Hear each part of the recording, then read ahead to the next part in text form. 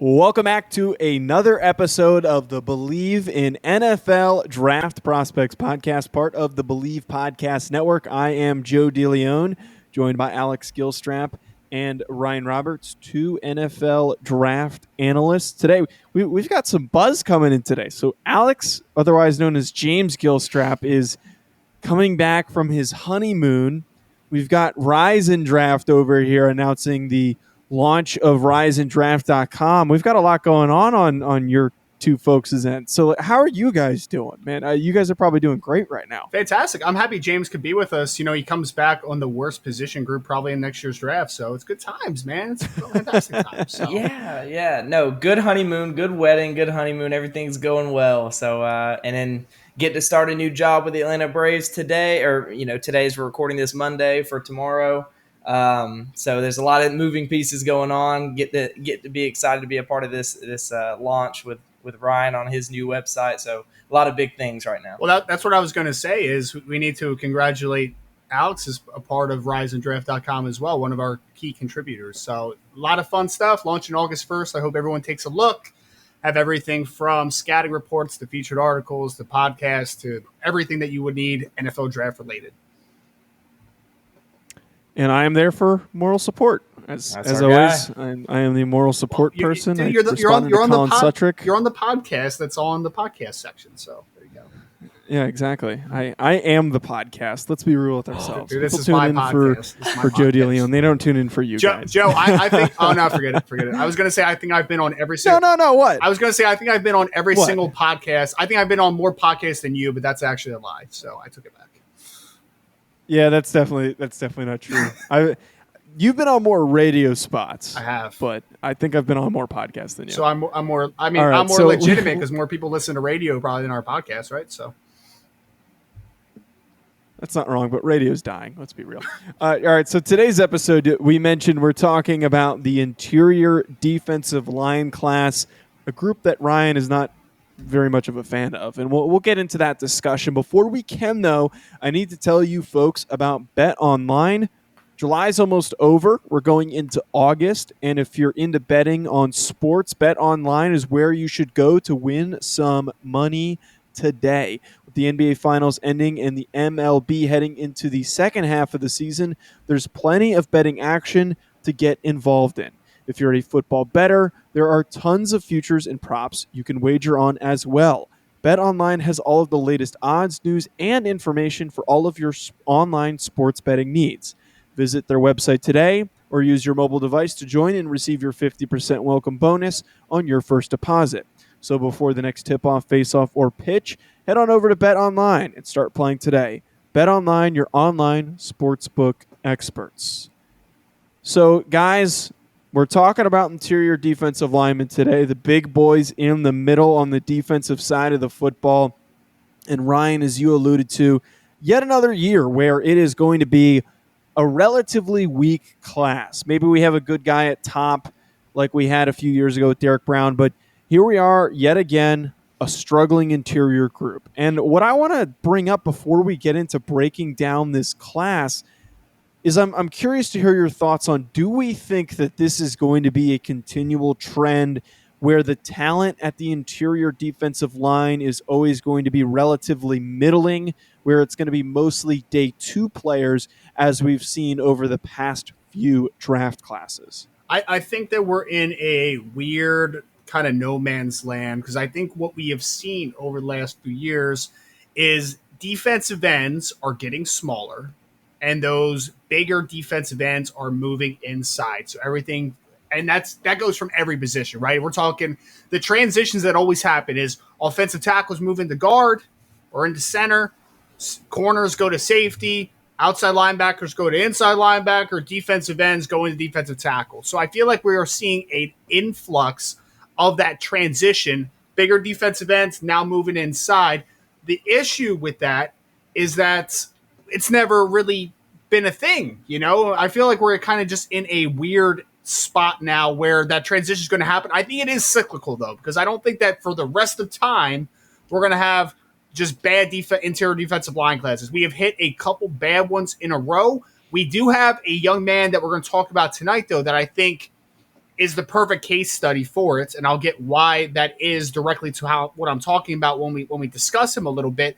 But there is one guy that I think in this class that has the potential to rise into being a top 10, top 15 type talent, but it is a hollow class. And I think that is because we are seeing that transition of, hey, everybody on the field is trying to get faster. Those big nose tackles that people used to value so much are not a trendy topic anymore, right? Those guys that used to play 3-tech are now playing 1-tech, and these big defensive ends are now moving up inside. It's not a sexy thing to be an interior defensive lineman, but I think we are on the way back to it because we have seen in recent years even Malik Jackson's a big defensive end coming out of Tennessee, isn't flexible enough, isn't bendy enough to be a defensive end full time, but hey, eventually he moves on inside. Leonard Williams played defensive end at USC. He was drafted to play interior defensive line, but we are seeing these bigger ends move inside. As that trend continues, I feel like we are going to hit a few classes in a row where we now have bigger, more athletic defensive linemen who were once at one time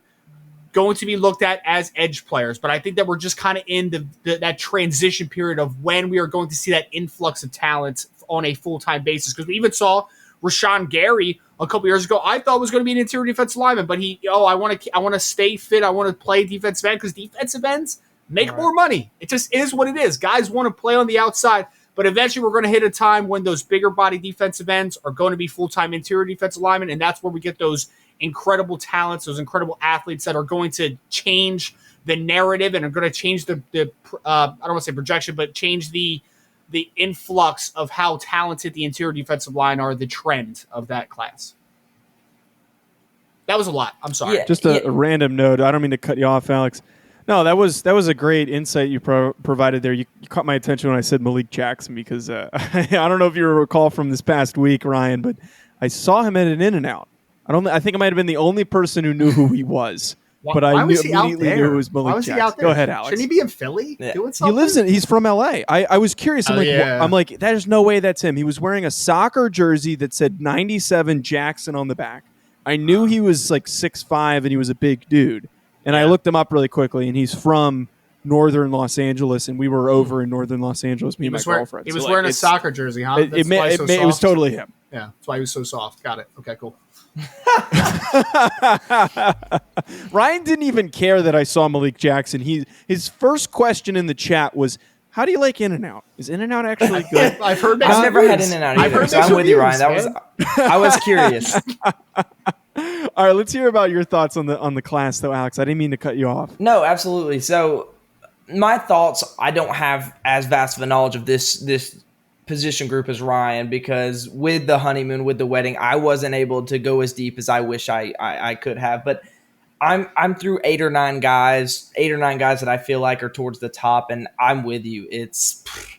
I got to 4, and I just was like, man, this is it. Like, this is boring. Like, this class is just not very good. You alluded to it, Ryan. There's one guy that plays out of position. I know we're going to talk about that positional thing throughout this entire episode about that transition. There's one guy that's playing out of position that has that top 10, top 15 type talent and athleticism for his size.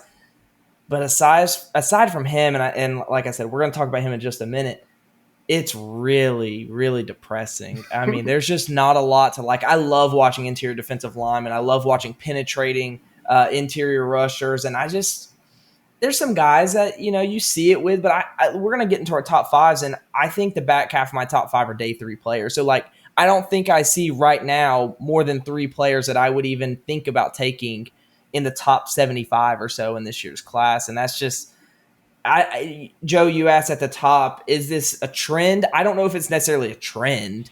I think, like Ryan said, we've had 2 years in a row where we've kind of had down years at the position. But, I mean, 2 years ago, we had Derrick Brown, who's been, really good to this point. And Javon Kinlaw's had it up and down, who were both, top of the first round guys just a couple years ago. So I don't know if it's necessarily a trend. I think it's just a down couple years. And there's just a lot of, it's hard because you talk about the college game and translating to the NFL game. And sometimes, like Ryan said, those edge rushers in college, those guys, that win with strength and have enough athleticism to play on the outside don't have enough athleticism to hang at the NFL level with NFL athletes at offensive tackle. So they are forced to move inside, and we see that at this position group much more than we see at a lot of other position groups. Corner to safety, you brought up a couple other examples. So I'm with you 100%, Ryan. From what I've been able to see this point, I'm really underwhelmed with this group, a group that I usually enjoy watching. But I just don't see but one guy I really see first-round caliber play from at this point. Well, and if you look at some of the early mock drafts, you see a guy like, and I know we're probably going to talk about him a little bit at some point, but like Georgia's defensive tackle, Jordan Davis, right? Like 6'6", 350 plus pounds, like an absolute bulldozer. Yeah, true zero tack, one tack. Like that's what he is. He's not going to move outside of a 2 or 2I. Like that's just not what he's going to be at the next level. And 10 years from now, might have been a first round pick. But I put it out there on Twitter once I saw Jordan Davis in multiple first round mocks. I'm like, fellas, like he's not going to be valued that high anymore because he's just not a position that is entirely impactful. Like I think we had somebody on, I forget who. Oh, it was Blake Bedingfield. We had him on the Mav Sports Take, former director of player personnel with the Tennessee Titans, and he said we used to call them 2-down pluggers, right? These guys that don't impact third down. They're become 1-down players. They don't play a ton anymore, man. Right. Like it's just not a position that is heavily valued. So a guy like Jordan Davis, no chance he goes in the first round. Is he a good football player? Yes. But those players are just not nearly as valued as they once were. And this will continue to be a trend. You talk about trends at this position group, and you talk about the devaluation of those nose tackles, those 300-plus pound guys that line up one tech, zero tech, those guys that are primarily run down guys. The NFL game is so pass happy at this point, and I think that's a trend with analytics and such as they continue to go is going to continue to be. You have guys like Patrick Mahomes. You have these young gunslingers, and we're still feeding them out. Trevor Lawrence is going to make Jacksonville a more pass happy team, and running the football is just not a priority like it was. Like you said, 10 years ago, a nose tackle would be a lot more valuable in a much more run happy NFL than it is currently. And I think that's a trend we'll continue to see. I remember some buffoon on Twitter tweeted that linebackers are the running backs of defenses in terms of their value. I don't know if you guys remember. Are you shaking your head? That's the wrong quote? Yeah, no. I was shaking my head because I disagree with it. You were absolutely correct. That did happen. Yeah, I remember that. Yes, you're right. I saw that on Twitter, and I think that if we're actually properly evaluating trends of positions, the interior defensive linemen and especially nose tackles are the running backs of defenses. And I know there is just a. Sorry, go ahead, Joe. Finish your thought. Go ahead, Ryan. What do you got? No. Go ahead. I was just going to say I agree with you completely, and I know we don't want to go into linebackers too much, because we're going to talk about him a couple weeks from now.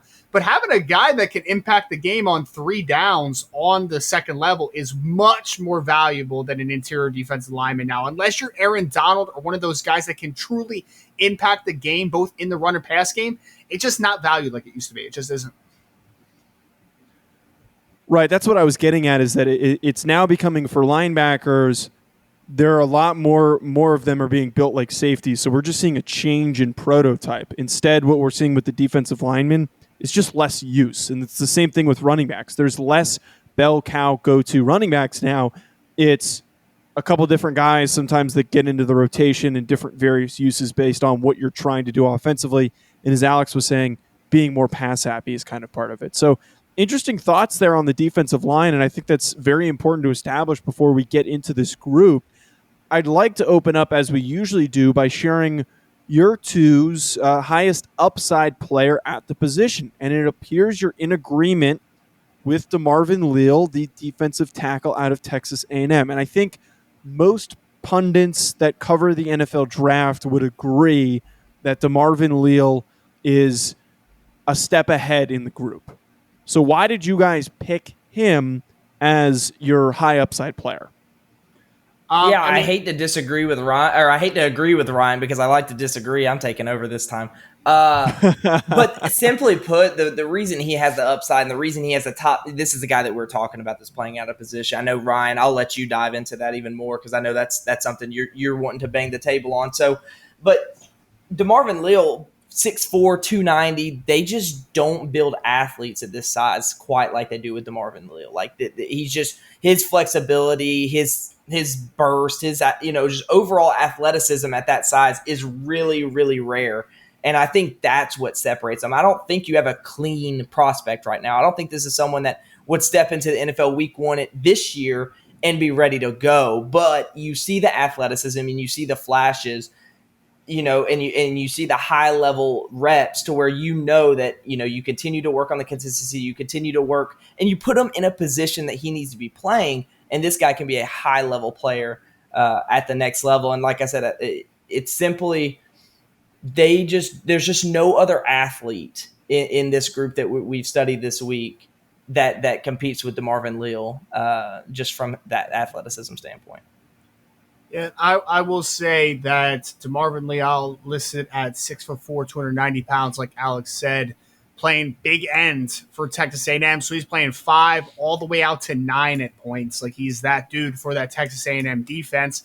It's an odd fit, and it's honestly a little bit of a cloudy eval to a degree because you know that he's not going to be that on the NFL level. Could he play 5 tech in a 3-man front? Yeah, probably. But I think that he is most suited. He's a 3-tech, 4-4-eye type of player. He could play some 5, absolutely outside shade of the offensive tackle. Like, he can do that. There's no doubt about it. I think he can even play 6. Like, he can play head up on a tight end at points. Like, I think he's that talented of a football player. But he's playing at a position that doesn't take advantage of his biggest strengths right now. Like, he can win the outside track sometimes, but he is a true power converter, and the inside swim moves, the inside club rip, like he is just such a smooth, flexible athlete that he doesn't look out of place all the time on the edge. But when you're talking about where he projects best, getting him inside, working against offensive guards, man, it is going to be such a mismatch on a regular basis because he's so quick, he's so agile, he's so flexible inside. And I will say, man, 290 pounds, you could have told me that man was 270 pounds. I would have believed you. He carries that weight so well. Wow. He could be 310 pounds and still look good. Like, not bad weight. Everything would be good on that frame. That frame is so clean. And this kid, I would agree with Alex, he didn't grade as high for me just because I haven't seen him do the interior stuff enough. It's hard to project it when you haven't seen it. But athletically, this dude at 290 pounds is doing backflips for fun in practice. Like, this dude is a stupid athlete. Top 10 pick, you can sell me on it. Top 15, absolutely. This kid is definitely a first-round caliber player because the unteachables, the gifts he has, working on the interior as a rusher, this is a potential high sack total interior defensive lineman when he's put in the proper position because he's just so much more athletic than any interior offensive lineman that he's going to face.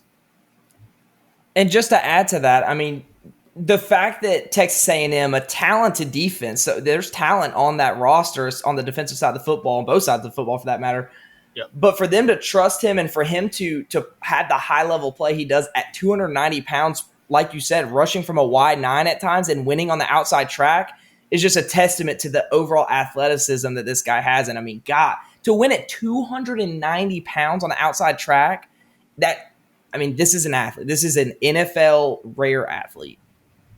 Yeah, and they have 2 other defensive ends in that system that are probably draftable players. So I think that what we're going to see a lot more this year because last year, so they have Tyree Johnson, who's a really light 230-something pound, like kind of 3-4 outside linebacker, who's a great outside track rusher, incredibly explosive. And then they have Michael Clemens, who's 6'5", 270 with vines, 35-plus inch arms. What they ran into last year was Michael Clemens got hurt, so moving DeMarvin Leal inside just wasn't an option for them anymore, right? Like, they needed a guy on the edge full time. So I think this year with a healthy Clemens, with Tyree Johnson on the other side, your ability to move now Leal inside to play more of a full down basis inside, I feel like that's going to be optimal for just his progression as a football player because the unteachables are easy to see. Like, it doesn't take a good scout to see that dude is a freaky athlete. So getting to, I think, what is always a fun discussion point is we took a huge deep dive there on Leal, which, let's be honest, might It's be the only guy one we want to talk about. Yeah. Right. We can just skip the rest of the show at this point now. Our favorite topic, and I think what's always fun, I know it's negative, but we can't always be 100% positive as evaluators. Our biggest bum watch list this year, named after Marvin Wilson, the player who everyone considered to be last year's Derrick Brown, and he goes undrafted instead of in the top 10. He is now a part of the Cleveland Browns. Let's see if he actually contributes there. This year, though, if we're looking for a player to be overhyped early on in this draft cycle, that's probably not going to pan out to the level that we think that they will. Who is that guy? And Ryan, this name that you picked, I think, is going to cause maybe some a bit of reaction from some people, those that tune in, especially Alabama fans. I can't wait to see if we have any Alabama fans who tune in and on the YouTube channel and leave some comments. I'm curious to see what they say. But why did you pick Phidarian Mathis as your bum watch list? That was me. I misread. Sorry, Alex. Oops. Yeah, we can run with it, though. No, go ahead, Alex. Go ahead. All right, I'll run with it. Phidarian Mathis, what is he, 6'4", 310 or so, 315, somewhere in that range. This is a fifth-year, sixth-year senior? I feel like he's been at Alabama for a decade. Yeah. And the reason he's still there, a defensive tackle at Alabama that's been passed up by younger guys year after year getting drafted, and he's still there, is because he's really not that great. I mean, he's someone that's played – in his 3 playing years at Alabama, has played 250-plus snaps every year, and he's been a steady Eddie player. But this is someone that I don't know why I've seen him in top 5s, but I've seen him in top 5s. And for someone that has just been an average player, I think over the course of his career, he's just a career player that's just been average at the collegiate level. There's no traits to him that you get excited about. You just get steady Eddie play. And I think he's a below average athlete at the defensive tackle position. And you just look at these rankings right now where you see him in this top 5, top 6. And I think it's really just the Alabama name, the Alabama school just holding him up. And it is a bad class. So I can't completely hate on anyone from like thinking this guy might be one of the better guys, but in this year's class, but there's a reason Christian Barmore passed him up, and there's a reason the guys before him passed him up as younger guys, and it's just because he's always been the second, third best player on that interior line for Alabama. He's just never been the guy at the collegiate level, so I'm not confident he can ever be the guy at the NFL level. Why is someone that's never even really dominated the collegiate football field? I can't have any faith that he could ever play up to par on the NFL field. So that's just really where this stems from for me.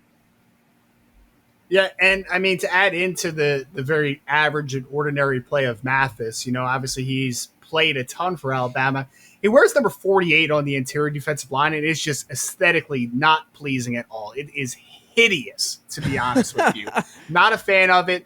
I thought, Joe, that you were leading off with me when you first started talking there, because we talked about it's the Marvin Wilson. Your pick is very similar, and yeah. Well, I was going to say it's the Marvin. I think Corey Durden is also going to, yeah. Go ahead. I'm sorry. Yeah, I was just going to say it's the Marvin Wilson watch list, and I picked a guy that played next to Marvin Wilson last year at Florida State and transferred to North Carolina State this year, Corey Durden, who is 6'5", 320 pounds, and looks the part, to say the least. And I actually had an agent ask me to just give him a little bit of context and opinion of Corey Durden, and I ended up giving him a 5th-round grade purely because I think he's a good athlete. Like he has some athletic gifts on top of being 6'5", 320. But I will say this is the only thing that buoyed him up that evaluation I did was the fact that he's a good athlete, because nothing else in his game gives me any positivity towards how good of a football player he's going to be. He is not very strong. He lacks strength at the point of attack. And then he's just a technically not refined player. He loses his integrity towards the line of scrimmage. You're supposed to stay square and compact. His shoulders fly open. He gets displaced out of gaps. Corey Durden, for me, is a lot of talent. I know that PFF really liked him a ton because I think he graded fantastically in 2019 season. And for me, he's much more athlete than good football player right now. He's just a guy to me. I think he's talented. I think that he can get there with a great season at NC State. He cleans up some of the technical flaws.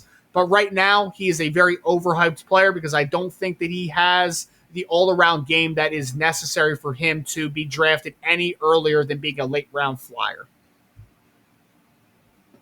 Yeah, I mean, I haven't watched him this summer. He didn't make my watch list, but I watched him last summer because he was a name, this time last year, and I didn't really like him then, and I heard it only got worse in 2020, so it wasn't someone that really interested me to watch. But I remember, dating back to last summer, I agree. He's a good athlete. You see the upside of him, but he is just yet to put it together, and I think that's something that we've seen a lot with Florida State defenders over the last couple of years, and that's just a testament to a bad coaching staff. I think I've brought that up on this podcast a couple times. But, yeah, it's just someone that, like you said, is all athlete right now, and I think people are just continuing to bet on that athleticism, thinking that he can turn it around, but at some point you have to play with some level of consistency as a football player, someone that uses his hands and gets in the backfield. So flipping the script here on a more positive note before we get into the top fives for the your interior defensive lineman lists, let's talk about our Levi Onwuzurike watch list, which is the term my guy for the guy that is going to be a potential out of nowhere riser. And I recall last class, I feel like Levi O didn't have maybe as much buzz as some of these other defensive lineman prospects from the last class, but he ends up being very, very highly drafted come draft time. Not a first-round pick, but still drafted as one of the first guys selected from that interior group. So if we're going with a name that we think could just out of nowhere shoot up some boards, who do we think it is? Ryan, let's go to you first this time. So I went to Pittsburgh's defensive line. I know it was a weird year last year because everybody thought Pat Jones maybe had some first-round potential, including me, obviously dating back to last summer. But he ends up, falling a little bit. I think he went in like the third or fourth rounds. Then we had Rashad Weaver, who also went in like the fourth or fifth round. It was the other big defensive end. And then, of course, Jalen Twyman, who unfortunately was just released, obviously from the incident that happened with him being shot multiple times, wherever. So, with the physically unable to perform list and all that good stuff. Everyone thought that, hey, maybe that's a second-round pick. Maybe it's a late first-round pick. He ends up going in the sixth round. I will tell you, I think the best defensive lineman, most talented defensive lineman Pittsburgh has is a young man coming back this year in Deslin Alexandria. So this kid is a big defensive end, and we talked about DeMarvin Leal potentially moving inside. This number 5 for Pittsburgh has been talented. He's been a guy that's played a ton behind Pat Jones and behind Rashad Weaver, and he flashes a ton. And apparently the word is, he moved inside a bunch last year on obvious passing situations because, hey, they have those two big defensive ends. It sounds like there's going to be a more full-time type of move for Alexandria here. He is 6'3" plus, 283 pounds, verified measurables. And I think that he has 33-plus inch arms as well. I think there's a lot of talent for him as an interior rusher. I'm excited to see him full-time inside because I think that he's a guy that is a potential mismatch weapon. Can he play some base end in some obvious situations? Yeah, I think so, but I also believe that if he is moved inside on a more permanent basis and use that quick twitch and that physicality he has against interior offensive linemen, I think he's a potential weapon. Yeah, I can't speak much. I had the one guy I didn't watch, but from the sounds of it, it's someone that we need to get our eyes on over here because there was some talent on that Pittsburgh defensive line in 2020. So if you think this is the guy out of the three of them, I mean, we're talking about a day 2 player probably. Alex, how about you? Who was your guy that you think could potentially shoot up the board this draft cycle? Yeah, so for me, it's Clemson's Tyler Davis. Tyler Davis is 2019 as a freshman. Absolutely came onto the scene, started for him, played a lot of snaps on a Clemson defense that was very talented.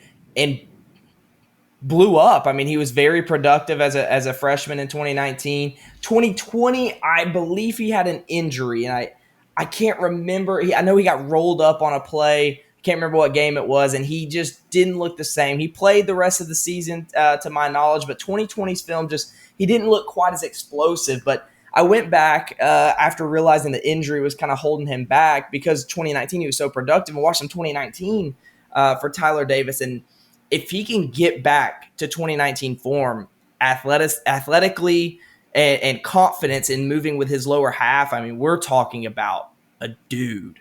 I think you have a flexible athlete that is relentless, through the offensive guard as a 3-tech that can get in the backfield in a hurry. And those are the kind of guys, if you're not going to win, those quick wins and get the sacks, you're not Aaron Donald, at least get in the backfield and cause disruption, open up lanes for second level defenders to come in and clean it up. And I think that's a lot of what he does really, really well.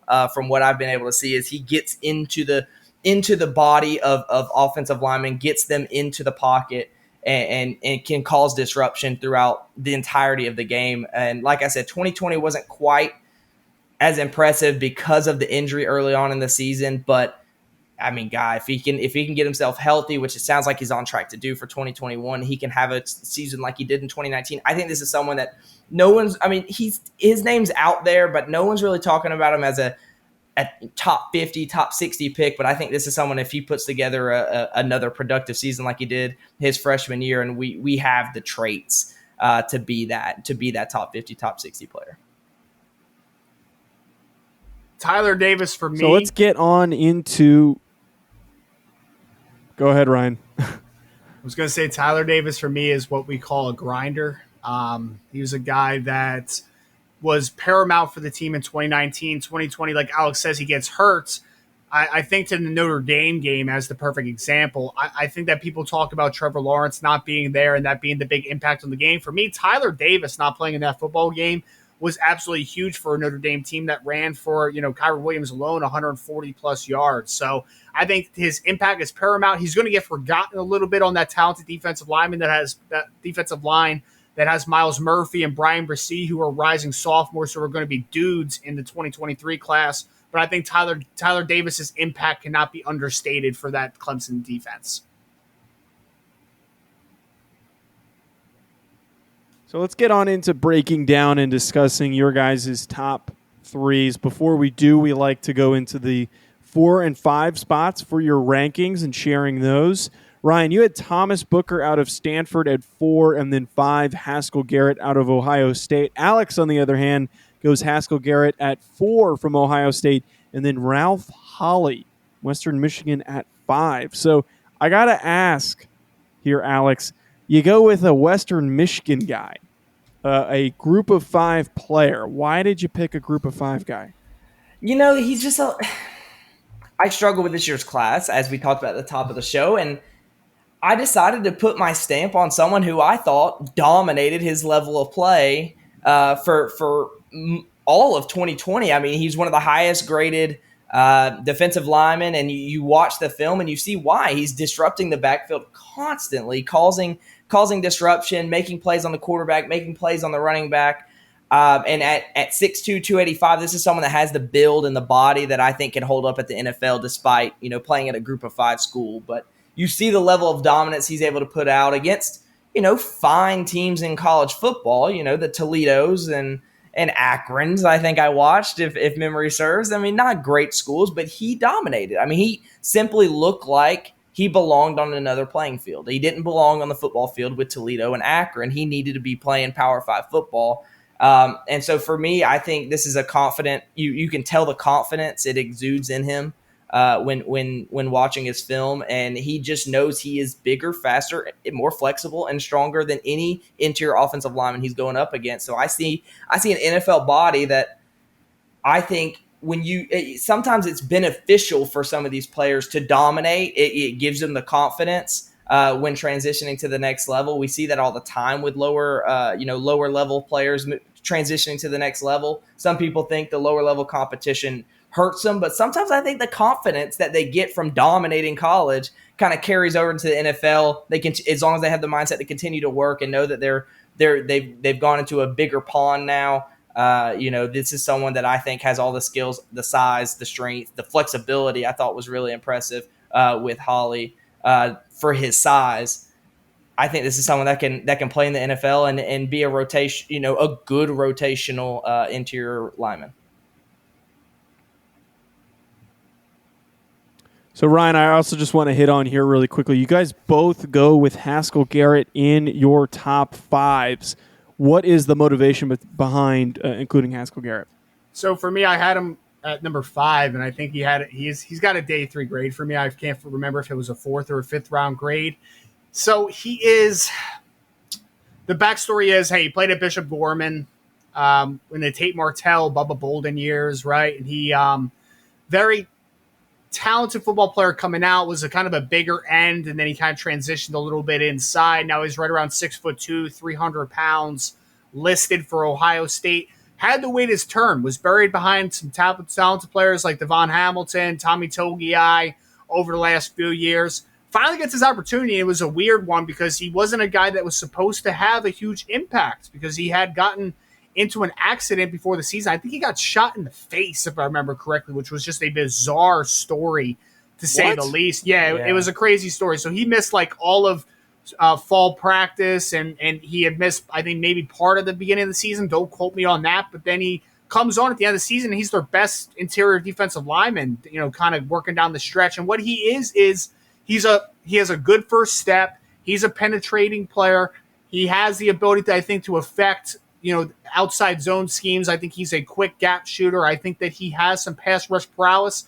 The problem is he hasn't played a ton. And to be honest, he 4th round grade, I think, is what I officially had on him. And it's just the work in the run game. I don't see a player that's going to affect the run game a ton outside of the occasional flash play, tackle for loss. He doesn't have a ton of length to him. He's just not, he's just a guy that's going to get washed out of gaps at times. He's going to get displaced a little bit because I don't think he has the play strength. I don't think he has the length to really withstand double teams. I don't think that's his game.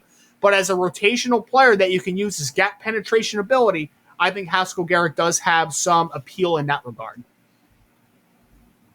Yeah, I think simply put, he's just limited. I mean, like you said, in running situations, something that isn't as big in the NFL as it once was, we talked about earlier.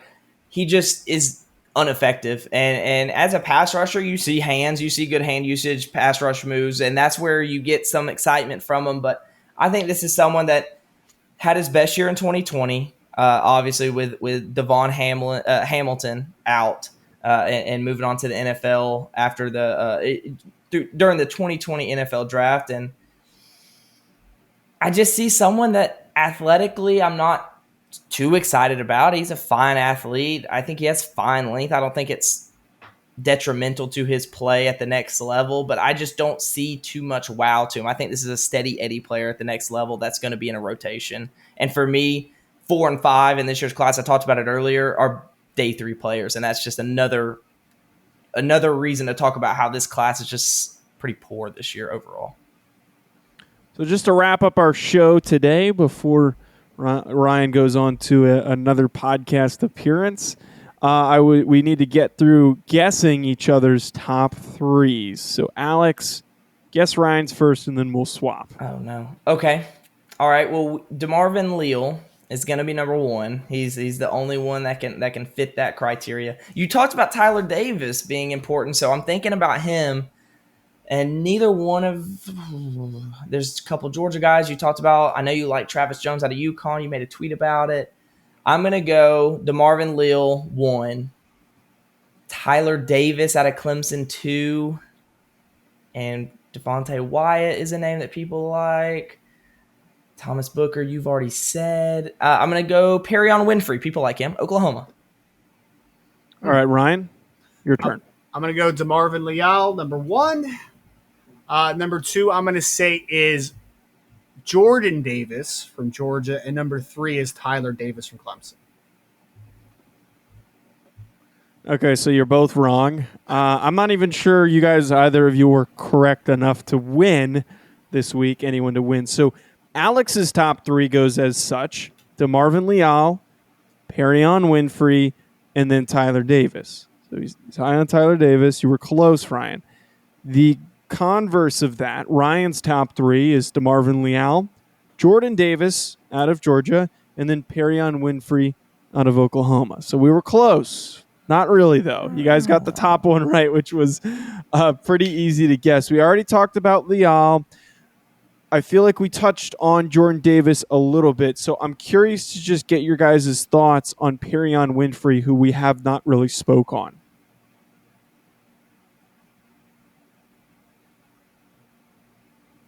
Anybody? Oh, I'm sorry. Me first? Oh, you want to go? I'm sorry. Okay. We got to edit that. No, I'm leaving it in. It's staying in the video. I expected Ryan to go, and then I know we've been working with the delay, so I was just waiting.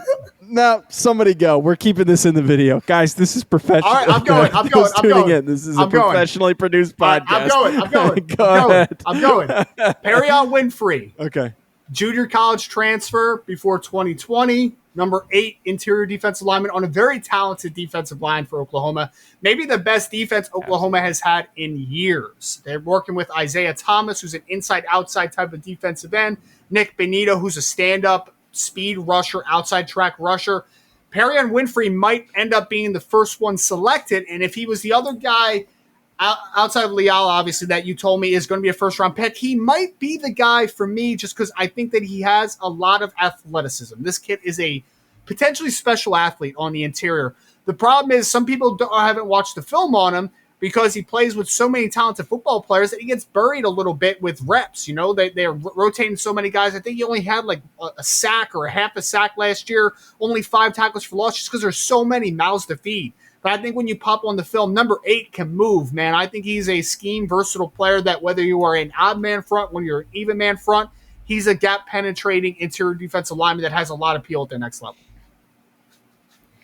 Yeah, I mean, we talked about Leal and his athleticism being so rare for his size. I mean, Winfrey's athleticism is no slouch. I mean, this is the next guy, and I think there's a tier break in between 1 and 2, and I think there's a tier break between 2 and the rest of the class. I think Perrion Winfrey, for me, is that next guy as far as athletic, can play anywhere. Like you said, scheme diverse interior lineman that can move outside a little bit because he has good athleticism, in my opinion. And like you said, it's just JUCO transfer that came in 2020 and played a lot of snaps right away, and that's just a testament to the good football player he is, especially in a crowded room. You said 0 sacks, half a sack, whatever it was. He did have a low sack number, but I think he had like 23, 25 pressures in a limited season, obviously with the COVID season. So didn't have the sacks, and I think the sacks will come. The tackles for loss will come. But he had the pressures, and that's what I'm looking for when you're talking about, you know, the production. Just getting in the backfield and making disruption is key on the interior.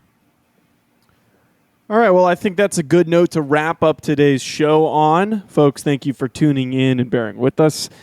Be sure to hit the subscribe button, whether it is on your podcast platform that you're tuning in on or on YouTube. Leave us a 5-star review on your podcast platform. And, hey, drop a comment if you have any thoughts on any of the guys that we discussed, especially if you disagree. We love to have discussions. Follow us on Twitter at NFL Prospects Pod and on Instagram, NFL Prospects Pod, at Joe DeLeone, at Rise and Draft, at Alex Gilstrap. You name it. Check us out. We've got great content. Stay tuned for some fantastic interviews coming your way this week. I believe we have Jason Brown, the South Carolina quarterback. And then I'm blanking on who I scheduled. Jack Snyder, San Jose State offensive lineman, is the other one. So stay tuned for that. Enjoy the rest of your week, folks. We'll talk to you soon.